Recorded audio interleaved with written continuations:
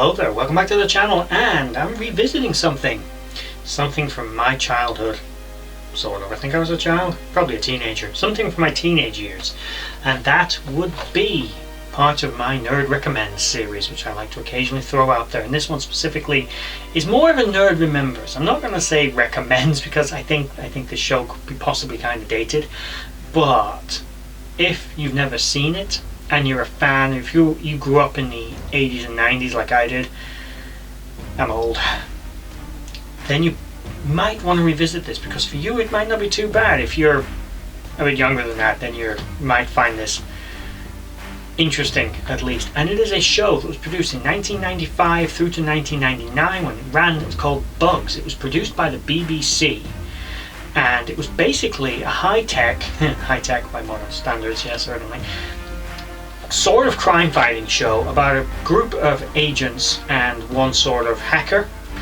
played by Mel Griffiths, who worked for the mysterious and shadowy agency known as Bureau 2. And it had a lot of different, like, various other organizations, like the Hive. So you had the Red Queen, wait, no, wrong franchise, all sort of sitting there in it.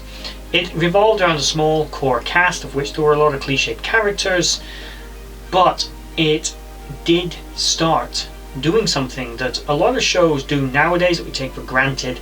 And I'm not saying this was a pioneer, it was by no means the first show to have done this, but it was one of the ones that I recognize as doing it, and that was a sort of more serialized storytelling. And for the late 90s, that was not that unusual by this point. You had shows like Babylon 5, Deep Space Nine, and various others that were doing the same sort of thing.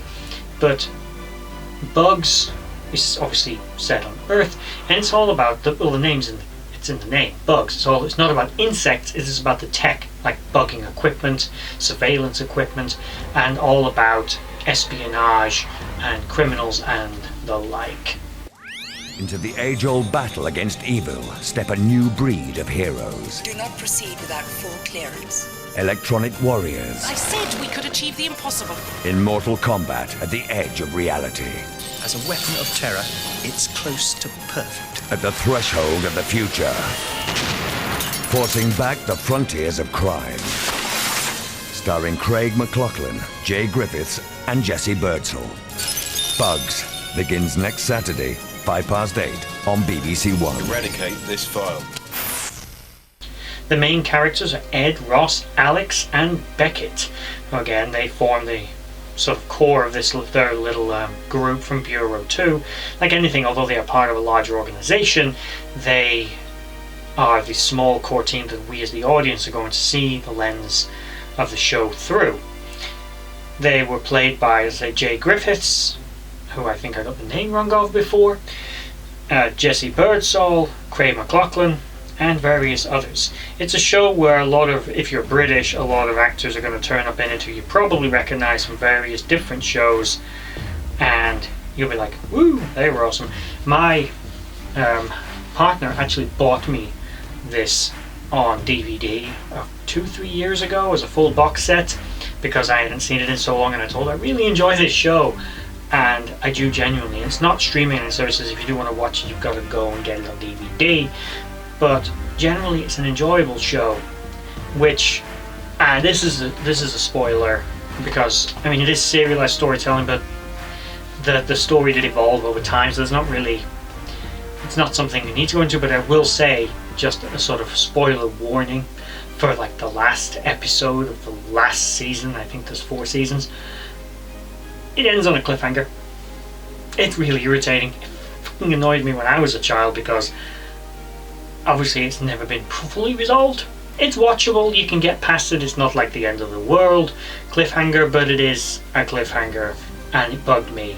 So if you're going to choose to watch this, bear that in mind. But it was enjoyable, and it's somewhat forgotten and unappreciated for being very much of its time. It was typical 90s, it was angsty, it had attitude, and all the rest of it, to those buzzwords they like to throw in. You couldn't get something made in the 90s without having to have attitude. It's literally, I think it was in the script, working title of every program ever created was likely Attitude 1, Attitude 2, Attitude with a Vengeance, Attitude with Pride, Attitude with Hate. Attitude with extra attitude put on top. Attitude over the anchovies. Attitude for the love of attitude. I could go on, I'm not going to. But that was the 90s. It was all attitude, in case I'd not mentioned it. And this show has attitude to spare, as it is very much a product of its time. But if you are a 90s kid, you'll probably enjoy it. There might be a bit of nostalgia bait for the novelty of seeing like really old mobile phones and the aerial and everything. But yeah, and the modern technology that's in it, that I think some of it was so sci-fi it doesn't even exist. It doesn't even exist now, but still pretty cool as a concept. Some of it is very dated. But I'm gonna recommend it, and I do here remember it. But I would say probably if you were born after like 2000, you're probably not gonna like it unless you like nostalgic 90s shows. But there we have it. I just want to take this moment to thank you for watching that video.